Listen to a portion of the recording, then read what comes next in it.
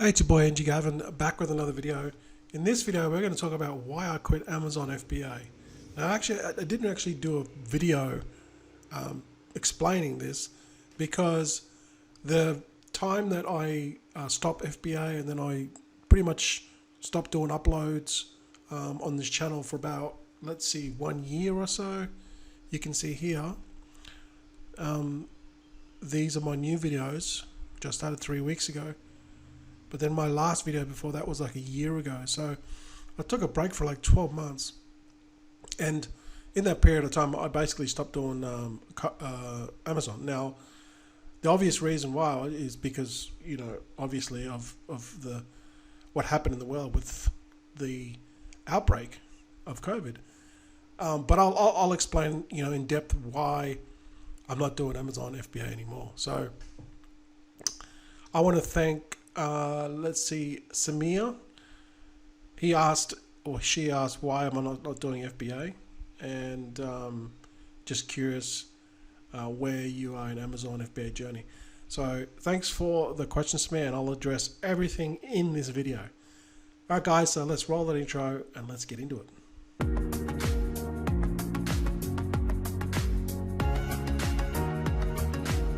Hey guys, if you're new to this channel, hit that subscribe button, then you can get notified.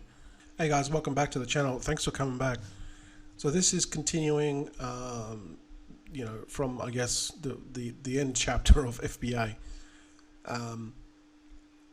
FBA was awesome when it was, for what it was, when that was like 2 years ago, two and a half years ago when I started. But obviously a lot has changed since, you know, FBA back then to what it is now. And what kind of happened, which kind of derailed everything, was COVID. That's what happened, right? Everyone knows this. And for me anyway, personally, I don't know about any other sellers, but I know me personally, my business was affected dramatically. My products that I had were not...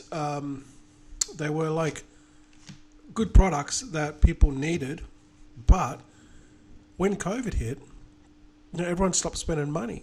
They only bought things that they needed. You know, obviously things like, you know, we saw these people that were price gouging with all these COVID products, tissues, alcohol, masks, and they sort of kind of put a restriction on those. But that whole time with COVID, obviously, when COVID hit, people lost their jobs, like thousands, millions of people lost their jobs worldwide, and they stopped buying consumer products. And my product range of products was in that category. So my products just basically stopped selling. Some of them kind of still were okay, but the majority of my products just stopped selling. Now, obviously, if you had a product that was indirectly related to COVID, then, you know, you would thrive. And there was many sellers that just happen to have, I don't know, products that people needed, like laptops.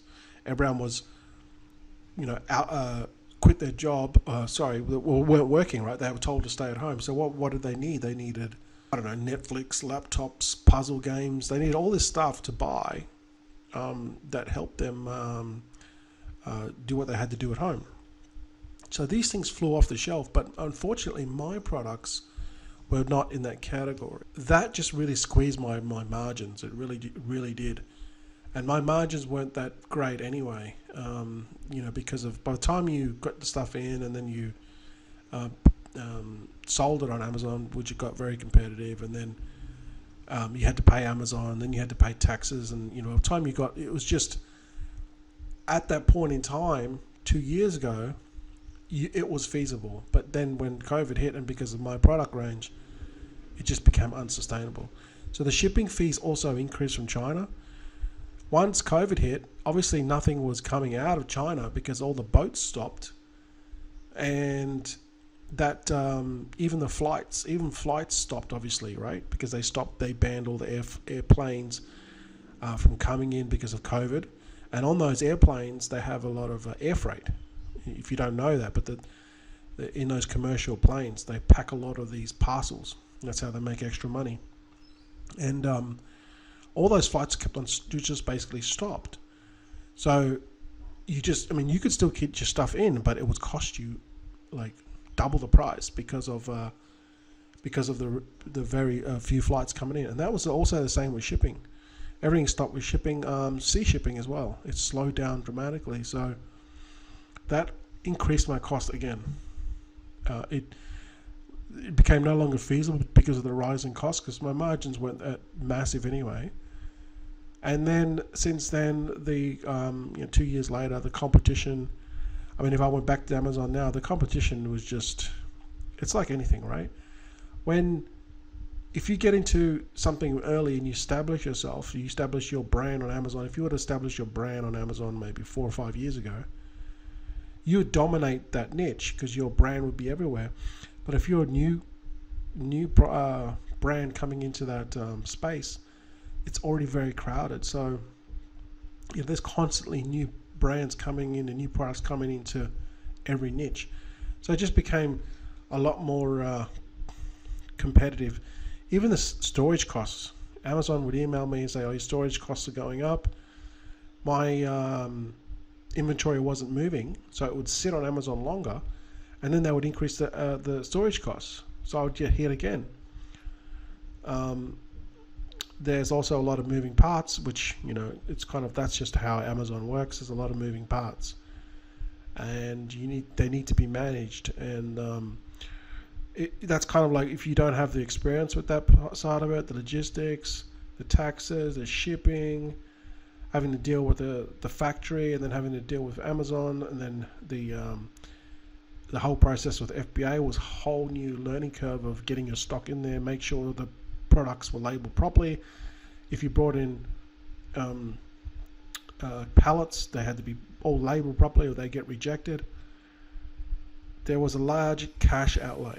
That was kind of like, although back in the day when you started Amazon 5-6 years ago, there wasn't a large cash outlay. I mean, it wasn't like you were the first person to be selling barbecue gloves, right? So those gloves they were buying them for like $1 or $2, and they were selling them for $30-$40. Now that was back in the day. Even the pet gloves, the gloves that you put on for the pets where you wash your dog, those things are $1 or $2. In fact, I was selling them back in the day, and you could sell them for $20 or $30 every day of the week. So to buy $1,000 worth of pet gloves that cost you $1, $2 each, you buy 500. Minimum quantity usually it's traditionally 500. Cost you $1,000. Probably cost you $1,000 to get it, including taxes to the warehouse. You only outlay $2,000, and you could potentially turn that 500 pieces into 10,000. So you can see where the profit was there, but it's no longer there. Because everyone was starting to sell pet gloves and barbecue gloves. Okay, so that's the cash outlay was the thing. Now it's you need probably 50, 100 grand to get into these things, because you have to spend money on the actual product, the brand as well. You have to spend money on advertising. The competition is there. So you're basically selling, white label stuff, and you really, it needs to go to above a different level. You need to really kind of make custom made stuff. That's kind of like where it's at now. Or you just get squeezed out, and to do that, you need to outlay bigger money, and it's a huge risk too. So this is probably what I didn't put there, but the risk is just way. You're outlaying 50 to 100 grand, in my opinion, to get your product out there, and then hopefully it might sell. It's a huge risk. And then the last one, probably, again, there's many of these, but I kind of label the ones, or talked about the ones that I could think of that were the most important off the top of my head. This is a big one. The money is tied up for a long time. Again, because of COVID, my products weren't moving, for me anyway, because of my products. And then the storage costs went up. So they were sitting in Amazon longer. I would get hit for the storage cost again, I think it's every year or every 6 months. I can't remember, but it was a lot. And then I basically it was cheaper just to move the products out of the storage and then bring them back in, because then you'd reset it. But then that was a cost. So the money being tied up, spending 50 to 100 grand to then maybe get that back in 6 to 12 months, maybe even longer, more like 12 months. In my opinion, it just wasn't worth the risk. And because of the rising costs and because of COVID, it just was not feasible for me anyway, for my products anyway, for my product range. So that's why I got out of FBA. Now, this is not the case with everyone. Everyone, it might have been different because they might have had a different product range and their product might have soared. But definitely they were impacted by COVID. Okay, definitely either positive or negative.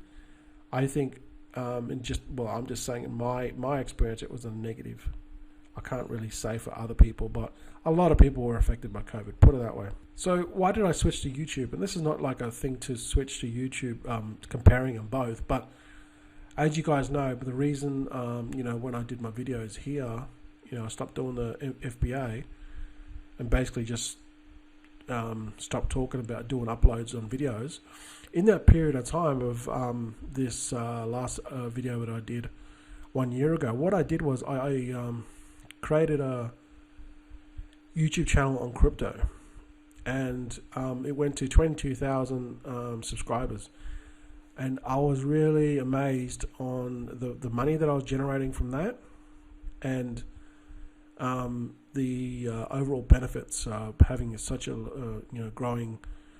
I mean, 22,000 subscribers isn't massive, but it's not small either. And you can really kind of like live off probably 10,000 subscribers full-time job. So, it has huge benefits, which I didn't realize until I actually did it. So this period of time from a year ago, and then I went to, I basically just really focused on that channel, and I grew it to that size. So that's why you see this gap from 1 year to now. Then I started uploading my YouTube stuff because I have experience in it. I learned so much from behind the scenes, if you want to call it. So that's why I'm kind of like, why I switched to YouTube. These are my reasons. I'm not trying to just compare them and say one is better than the other. All I'm saying is this, for me personally, this is what happened to me. And that's why I'm no longer doing Amazon, and that's why I kind of switched to YouTube. It's a low barrier of entry. Literally, this is, in my opinion, I think this is the ultimate business. There are drawbacks, obviously, like with the time it takes, but it's like a wallet that just, and a bunch of money that keeps on increasing, if you put in the work. The low barrier of entry is literally, it's like anyone can do YouTube. Anyone in the world can do YouTube, right? You can even do YouTube on a phone. If you're in Africa and you have very little internet connection, if you've got a smartphone, you can do YouTube. It's just, the barrier would be not the technology, because you've got a phone. It would be probably the internet, the cost of the internet. That's probably the only, but it's still a low barrier of entry, considering if you treat this like a business, it's like such a small amount of money, very little capital needed. Literally, you just, and again, depending on your topic, and I'm going to show you at the end of the video, if you think this is crazy, I'll show you an example of how this particular person is making money, and I'll tell you what he does. So you just have to think about what you want to do. You need to obviously a laptop and internet to do the editing and stuff. You can get away with it on a phone if you want, or a tablet, but literally you kind of need a laptop and laptop, because it's kind of like the minimum, in my opinion. It just works better and faster. You can do this anywhere in the world. Again, this depends on your niche. Again, there's a zillion travel bloggers out there that just vlog, and they just vlog their journey and their travel blog. So they literally have to travel anywhere in the world. That's their passion, and they get to put it on YouTube, and they make tons of money from it. Passive income, I guess it's not really, it is passive, but it's not passive. The passive side of it is, you upload a video, you do the work once, you put it on YouTube, and you can continually make money. Depending on the topic, if it's like an evergreen topic and it catches steam, that video can be paying you 4 years from now. But the other thing too is if you stop uploading videos, then obviously your income will eventually dry up. So it's kind of like a job that you're passionate, you get to do, but it's kind of like your job, but it's a job that you get to choose what you want to do, and it's not really like a job, because you're doing what you want to do. And there's a zillion type of different niches out there. Okay, and I've already talked about many of these niches in the past. The risk is very small. Okay, so really kind of you're risking your time. Really kind of, everyone's got laptop, everyone's got an internet. Right? If you're watching this video, you've obviously got internet. You're probably watching it from a phone or a laptop. So you got those things anyway. So it's small risk. Now, as opposed to the risk with Amazon, you're risking your capital of multiples of tens of thousands of dollars, and if you fail, not only do you lose your money, you lose financially, but you also lose the time. Here, the risk is smaller. You're just losing the time, but again, you're learning that in the process. So you're always learning. You're never losing anything. Okay, easy to get started. Obviously, the learning curve, and this kind of moves into the next one. The learning curve.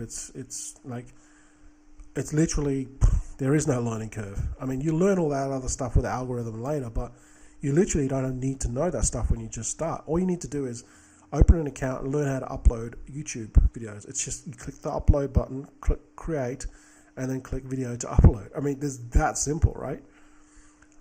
With Amazon FBA, there's so many things that you need to learn. And the hardest thing with Amazon FBA is learning their system, and then learning how to break the products. They've got to be labeled so much certain type of way, how they like it, and that's their system. And then learning the interface with Amazon, the FBA interface, even though it is kind of easy to do, but not when you first start. There's a learning curve, and it's quite a steep learning curve. So with YouTube, there is no learning curve. it's just upload videos. That's it. Less taxes to pay with YouTube. They take it out 30% of your income, and you can then claim that with your taxes. But basically, you can say that they're taking the taxes out. With YouTube, with Amazon, there's so many taxes. There's import tax, shipping tax. There's obviously the cost of the goods, and then obviously the taxes that you pay for your business. So then you've got to have a company, and then you pay corporate tax, and just depends on your location. There might be like state tax, and then there's federal tax. It depends on your country, obviously. Emotional damage. So there's so many taxes here with YouTube. There's only like one tax. They kind of like, now they've changed it. They force you to take it out. So you don't have to worry about it. You just have to make sure that you just kind of like have all this sort of stuff ready when you do your tax returns. So that's why I switched over to YouTube. For me personally, I just found that it was just a much easier business model with less money to outlay. Yes, it takes a long time, but every business out there takes a long time. It's just less stress. And if it doesn't work, it doesn't work. You haven't lost a lot of money. But with Amazon, you can lose 50 to 100 grand. That can take you 3 to 4 to 5 years to recover that money. And not only that, you've lost time. With this, you just kind of like lost time, but you're learning in the process. You never kind of like lose time because you learn something, but you know what I mean, right? You don't have that financial burden there because of the risk is very low. So anyway, guys, hope that helps answer that question, Samir. So thanks very much for your question. I almost forgot. This is the video that I want to show you. Okay, if you think YouTube is hard, it's not really hard. It just takes time. Okay, so this video here, it says 50 surprise eggs. So what this person does is he opens up these 50 surprise eggs. So he goes and buys these Kinder surprise eggs. You've probably heard them, right? It's pretty big. It's a big thing. They're kind of like everywhere in the world. And he films it. I know, it's crazy. Look, have a look at this. That's all they do. They did this video, and they filmed opening the video. Okay, so there's an ad there. So they're getting paid for YouTube ads right there. Okay. And if you think that's crazy, look, they've got 67 million views. And this video has been up since 2014. But there's literally channels out there. That's all they do. They don't show their face. They just do their hands. I don't know. Has this even got sound or they're talking? Okay. They're kind of like talking in this one. Let me just go and see if they're talking anymore.